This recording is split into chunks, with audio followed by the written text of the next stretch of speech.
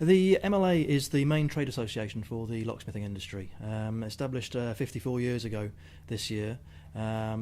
Basically started in a pub, as all good things do, in London. A group of locksmiths got together and found out that, hey presto, it actually is better if you get together, share information, etc. Grew into the Greater London Master Locksmith Association, and as more and more people got to find out about it, they started coming from further afield, and it's become what it is today in terms of the Master Locksmith Association. We've got about 1,400 members across predominantly the UK, but we do also have members as far afield as Australia and New Zealand and the States. But it's all about setting standards for products, for services, etc. So in the absence of government licensing of locksmiths, we have a licensing scheme for our approved companies, which means that the companies out there using the logo being promoted on our website have met three key criteria. Firstly, they've been vetted. We actually changed the law on the vetting of locksmiths 2 years ago. We're able to carry out standard level CRB checks on our members because the MLA has been added to the exceptions order for the Rehabilitation of Offenders Act. The second thing is they are regularly inspected, and that basically is to make sure that they are bona fide working locksmiths, not call centres, etc.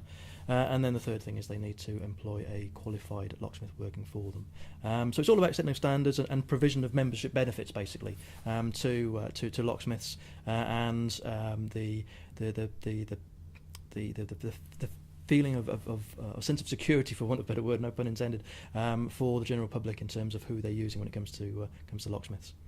The key thing that we're doing at the moment really is twofold. Firstly is promotion of members to the general public. We have a PR company that we use, and we've generated quite a lot of both regional and national coverage for our members. At the end of the day, our approved companies need to see something tangible in terms of what they get for their membership subs. And then the second part is the ongoing provision of membership benefits in terms of actual savings that they can make, or tangible benefits from paying their subs for being members. I think there are a number of reasons for joining the MLA. One being the provision of training. Obviously we provide a lot of training.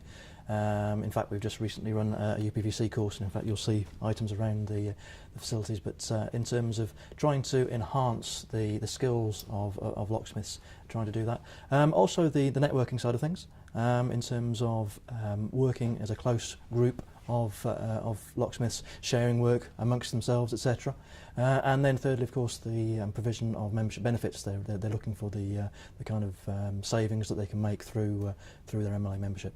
In terms of what the general public get out of the MLA is the satisfaction that they are getting a locksmith company that's been vetted, has been regularly inspected, and employs a qualified locksmith. So basically standards within the locksmith service provision side of things. They're also then obviously able to get benefits in terms of security information. So we have some minimum security guidelines for domestic dwellings, which are available to download free of charge from our website.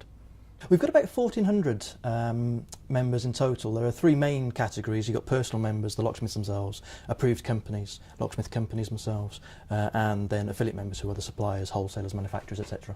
Basically, to become an approved company, there are, as I mentioned before, three key criteria.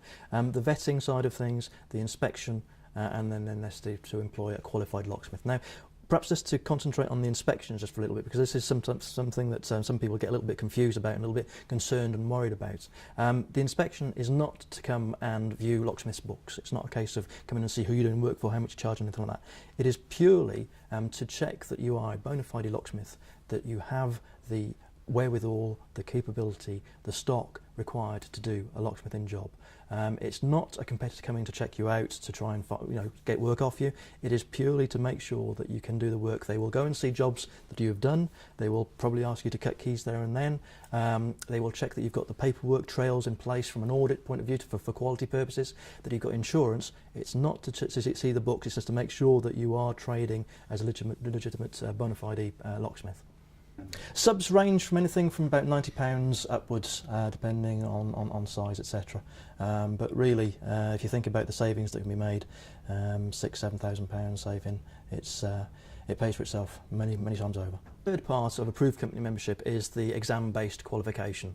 So essentially it's all about proof of competence. Now we do accept other exam-based proofs of competence as well. So for example, the Auto Locksmiths Association, they have an exam that they run for those that specialise in auto locksmithing.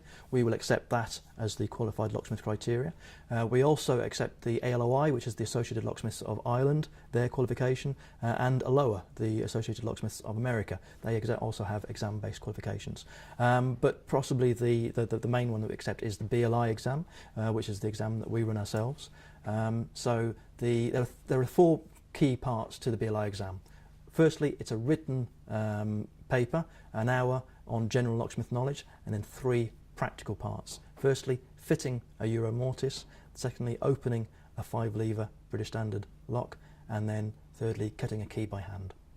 The question is often asked, why do we ask people to cut keys by hand when most do it by machine? It's down to basically knowledge and competence. It shows that level of engineering skill of understanding how the lock works, how the key interacts with the locks, tolerances, etc., and be able to make that key by hand, which is a vital skill basically. We would certainly welcome all trading locksmiths to achieve the standards required for MLA approved company membership. Obviously the promotion side of things is starting to ramp up now. We are starting to see companies being asked whether they are MLA approved or not. So we would certainly welcome them. I mean, at the end of the day, the criteria are there for people to become members. And what we're trying to be actually is we're trying now to be perfectly open in terms of the MLA, in terms of very transparent in terms of what's required to become an approved company, and certainly trying to help members achieve the standards that are required. There have been accusations in the past that perhaps the MLA has been a little bit too closed, a bit of a boys' club. That is, like you can't be farther from the truth with regards to that. If you look around, the facilities that we've got, the staff that we've got, the fact that we've got audited accounts, etc. We are a true professional trade association. But we do need to be more open in terms of just making it very clear in terms of what's involved in the exam, for example. And that's why we're running, quite often we run these BLI exam seminars. So again, we're just basically highlighting to people what's involved in the exam, what people need to be basically capable of doing in order to achieve the exam, to then be able to progress to approved company membership. We've just launched a new membership category. It was launched at the show in Nottingham. This is called the Registered Locksmith membership category. Basically what we've done is we've opened up membership to trading locksmiths who have been trading full-time as locksmiths for at least 3 years, and they are able to prove that through trade references. And they get CRB checked and they're able to join the MLA it's a personal membership category, and it's under the Registered Locksmith member role. Basically, we hope that this is a way of encouraging those who perhaps were a little bit concerned about what was involved in the exam and didn't really know how to join the MLA. Again, part of the opening up of the association to encourage people to take that first step and hopefully use it as a stepping stone then to become an approved company and really benefit from the full membership benefits in terms of what approved company membership status gives you. We don't have a conference, we have an exhibition, MLA Expo, every 2 years, which is the main trade association or the main locksmithing industry exhibition. It's been held at Telford for the past couple of years, very large event, and it fills one of the entire halls there. Unfortunately, there are, as I'm sure all locksmiths will know, there are some rogue traders out there. There are some cowboys. The MLA has been involved with the Rogue Traders programme on a number of occasions. There's the infamous case of Mark Mikowski, who's now at Her Majesty's pleasure because of the things that he was up to. But there is a kind of a double-edged sword to that in terms of the fact that does it taint the whole industry? So at the moment, the MLA is concentrating really on promoting awareness of the MLA, of the approved companies and the benefits of using approved companies. The concerns really are things like the good old bait and switch, quoting a low price and then upping the price significantly.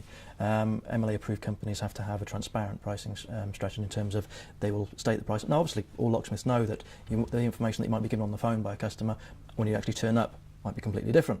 But as long as you can explain to the customer, well, actually the information that you gave me was incorrect, what I'm having to do now is completely different. But it's just about being transparent and being open, rather than just being presented at the end of the job with a bill that's 5 times the amount that it was. But again, we're trying to get the general public to look for association membership. Obviously, we're promoting the MLA approved company route, but they really need to understand, if this company's got logos on their websites or on their adverts, what do they actually mean? What does a membership logo actually mean? If they're using the MLA approved company logo, it does mean vetted, inspected, qualified. There are other logos out there that you might question as to what they actually mean or not. The MLA is indeed on Facebook, yes. We have a Facebook page. We also have a Twitter feed as well, where we are able to provide information on latest courses, for example. And we also have a members forum, which is a web-based forum for members only, and they're able to ask questions, provide information, share information, get useful tips, etc. The British Locksmiths Institute is the training and accreditation arm of the Master Locksmiths Association. We run a number of training courses, including those for those wanting to become locksmiths, ranging up to those who are locksmiths who perhaps want to specialise in different areas. So, for example, we recently run a UPVC course, again trying to help members add more skills, add more services to their service offering, and things like auto locksmithing, access control, even down to other courses that we've run, things like asbestos awareness, marketing, website effectiveness. So again, trying to help members from a commercial perspective to enable them to essentially make more money.